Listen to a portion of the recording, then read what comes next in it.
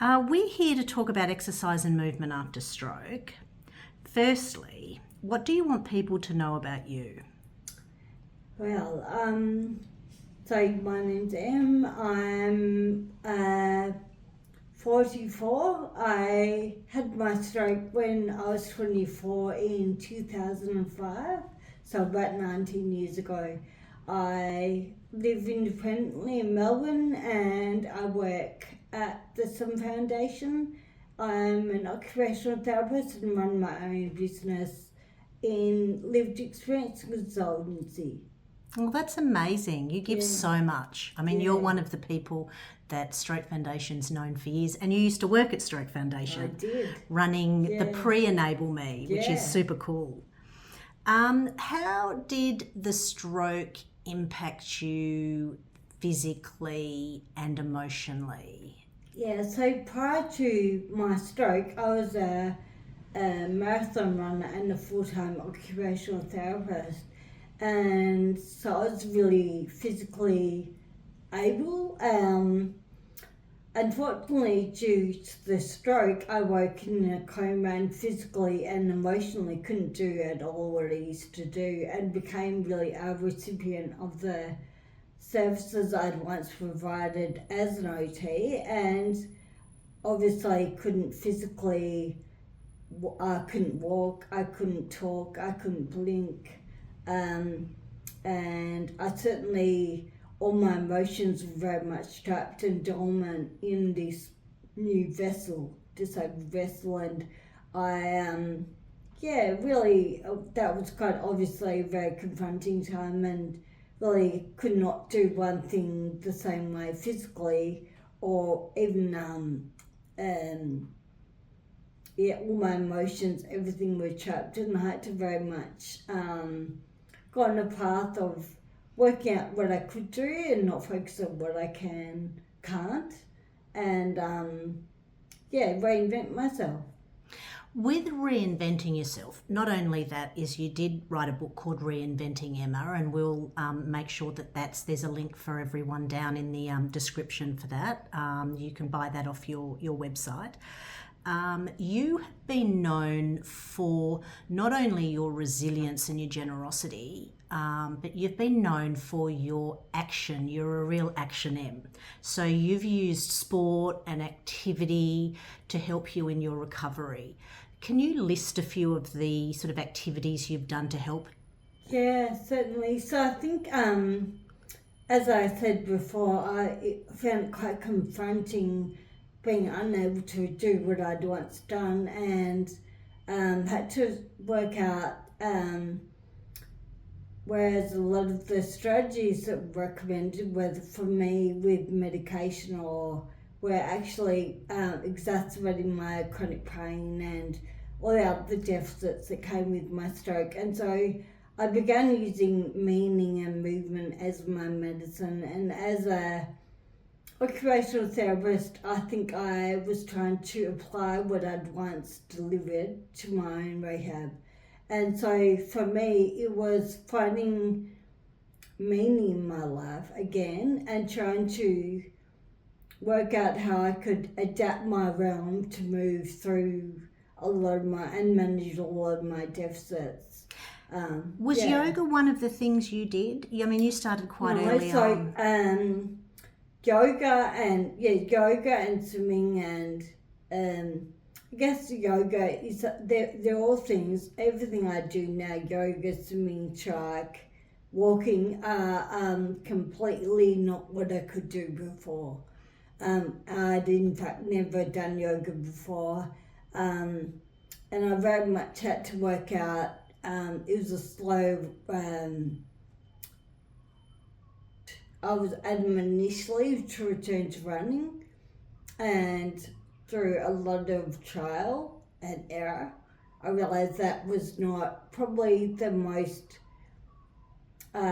realistic thing to resume and manage my other deficits, and I learnt that all of the other strategies that were recommended were not suitable for my needs, and so I taught myself how to swim and use yoga more to, I guess, as a stepping stone to be able to run again, to work out my proprioception and work out what was straight and work out how to manage my balance and I guess through doing that, realised obviously I wasn't gonna run marathons quickly again.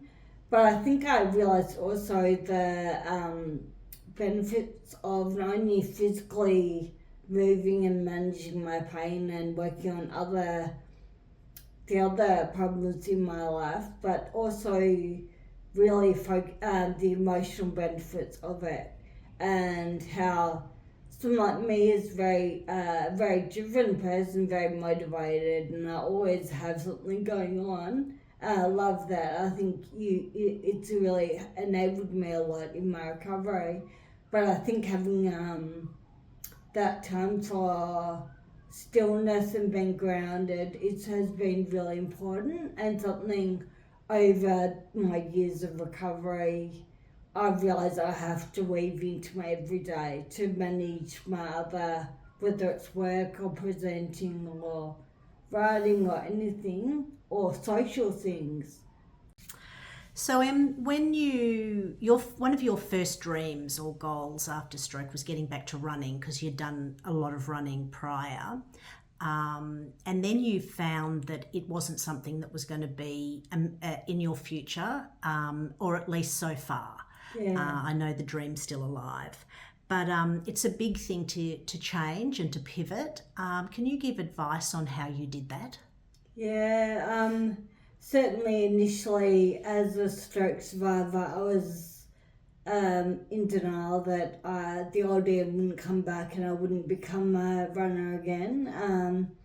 Certainly it was, I think through many attempts of running and falling flat on my face, realising that actually it wasn't an uplifting, empowering experience, and certainly had to learn over time. It took many years of doing that to really accept what I couldn't change and change what I could, and accept that the old Em was not coming back, and very much that transitional pivot was really realising what running gave me that I could still derive from other meaningful activities in my life. An aspect is something that I could do in swimming or yoga or and it certainly was a gradual process, and I think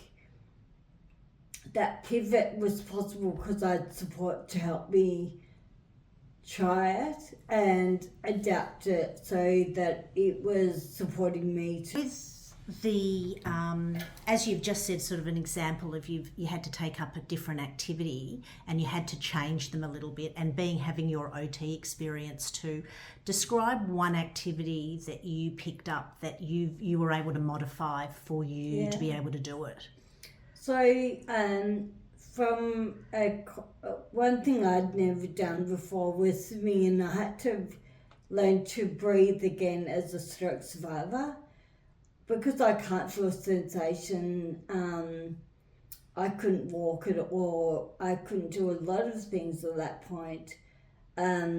Really working out and wearing a full-length wetsuit, how I could be positioned in the water to help me balance better, how I could wear flippers to help me move better and work on my coordination without worrying about a lot of land activities where I needed to really think about my balance. Question is, you have lived with your stroke journey for how many years?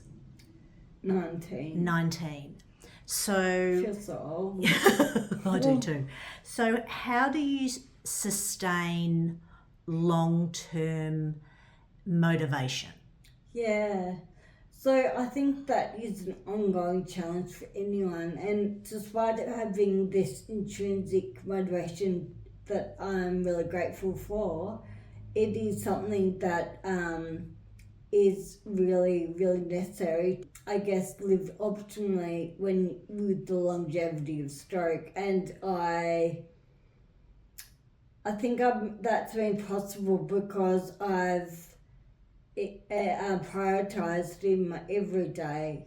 And so I think making time for that space will only benefit the other areas in my everyday. And I also have a great group, got a lot of support around me to make that possible in ways that I can, even if I feel tired or the weather's not great, I can still have that space and that time, and I can still feel grounded.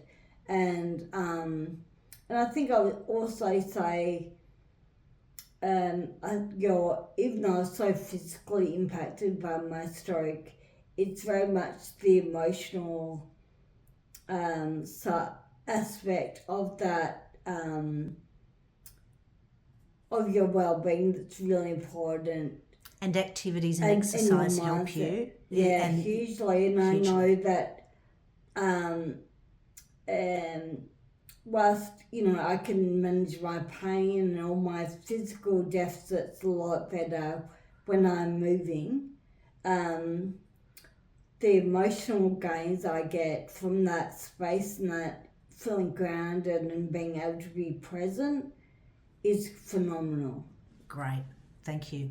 What's your tagline for your life?